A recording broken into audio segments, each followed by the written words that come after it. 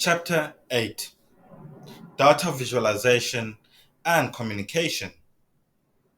Looking at the overview of visualizations, these represent data graphically to make it easier to understand and interpret. There are different techniques for effective data visualization. It's all about using appropriate chart types, maintaining simplicity, highlighting key insights as well. In looking at visual representation of data in business analytics and marketing research, it is important to use various types of tools.